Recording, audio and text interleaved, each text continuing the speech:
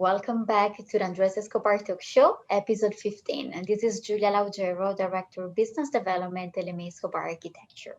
Today, I have the pleasure to introduce you to our special guest, Elizabeth Luskin, President of Long Island City Partnership and Executive Director of the Business Improvement District. So, first of all, Elizabeth, a big thank you for being with us and welcome to the show.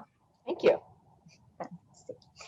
In today's episode, we really want to use the expertise of Elizabeth and Andres' knowledge about Long Island City to dig more in this specific district of New York that everyone knows and talk more about the history, the evolution, and a lot of new projects are going on. So first of all, Elizabeth, I want to discuss and start with you.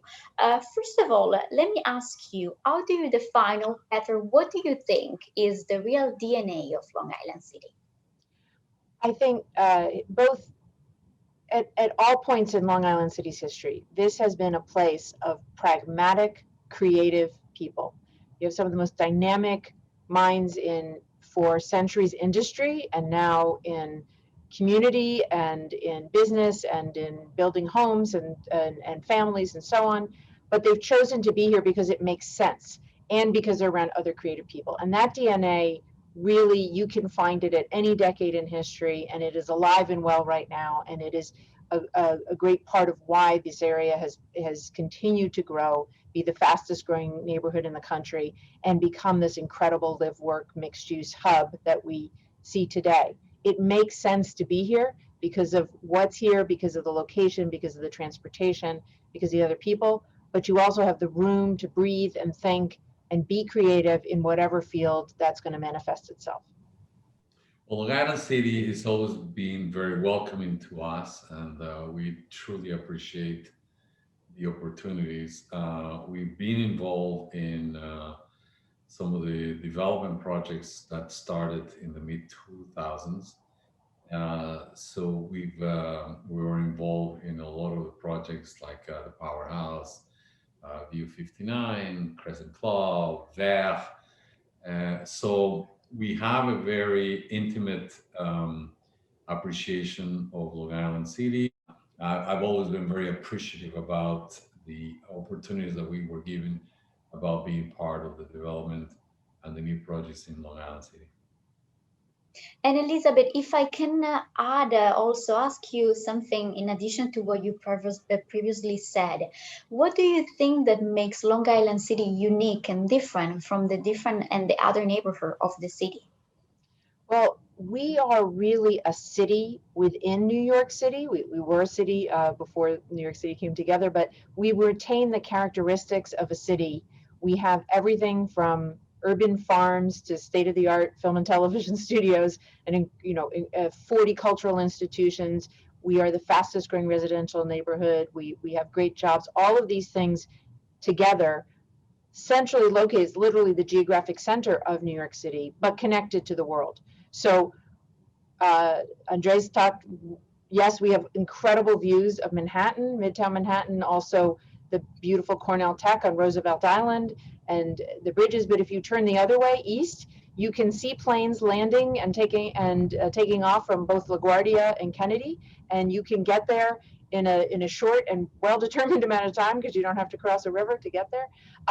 So you put all these elements together, and we there's more breweries per capita here than any other neighborhood in the city. There's coffee roasters, there's everything. We could survive without the rest of the city, but the city really couldn't survive without us. And if you think about architecture, design, construction, so many of those firms are located here, some of the top firms in the world.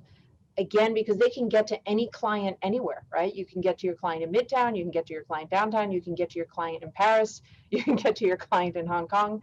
And so, we've got all of that here. Usually when people talk about mixed use, they talk about, they mean residential and commercial. But here, again, it's everything. And talking about new developments, Andres, I know that you are very active. You were very active, and you are still are very active in this area of the city. Can you just tell us what is the typology of project that you mostly work in Long Island City, and tell us also if there are many major differences that differentiate the typology of project that you do here in comparison to other parts of the country. Well, I think what Elizabeth is alluded to is a variety of things. I mean, like we have done hotels. We are actually currently working on three projects that are residentially based condominiums. Um, One of them is about to be launched is the Prime. We're very proud of being part of this project. We also worked on another project called the Zipper Building, which we used to be the original factory where the zippers were kind of like invented. And we're starting two new projects. So there is a true renaissance um, to Long Island City, and Elizabeth is quite correct. It's a very sought out neighborhood. It to me at the very beginning was kind of like hard to understand, but as you get involved and understand the fabric of the neighborhood is incredible. I mean, there's great restaurants, there's great history, there's great philanthropy. So it is a wonderful neighborhood, and I think that as Elizabeth alluded, I mean, it's just the location is amazing. You don't have to cross the river. I usually fly from LaGuardia Airport, and from Long Island City to LaGuardia is like a 10-minute ride. It's like unbelievable. It's like a no joke. I mean, if I'm downtown, forget it. It'll take me a couple of hours. So it is really geographically great located, and I think that there's great opportunities for development. And I think that this is one of the areas that is going to have the biggest development sources of the five boroughs. And if I could just add on the transportation, because I neglected to mention some of our key statistics, but there's 8 subway lines that come through Long Island City and multiple stops. So you pick your insertion point, you pick your line, and generally you're 1 to 2 stops from wherever you want to go, right? And the Long Island Railroad comes directly here.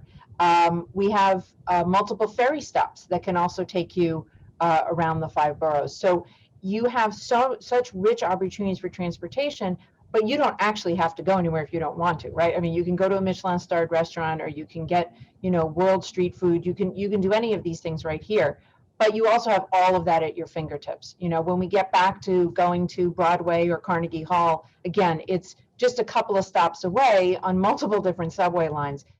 Are you offering, and your organization is offering at the moment, any new initiatives and offering, especially for businesses? I'm assuming that is really what you are doing, correct?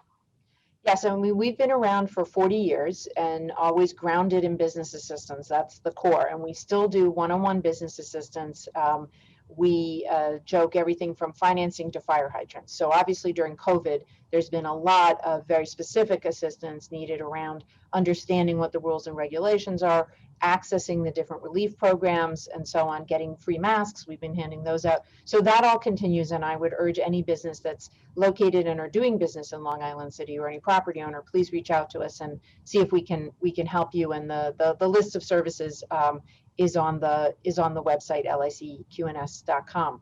But we also are stewards of the neighborhood, and we exactly what Andres said. It is a difficult neighborhood to just visually comprehend, what's here. First of all, it's very large. You're talking about roughly 3 square miles of New York. But also, like a lot of Queens, it doesn't have a consistent street grid.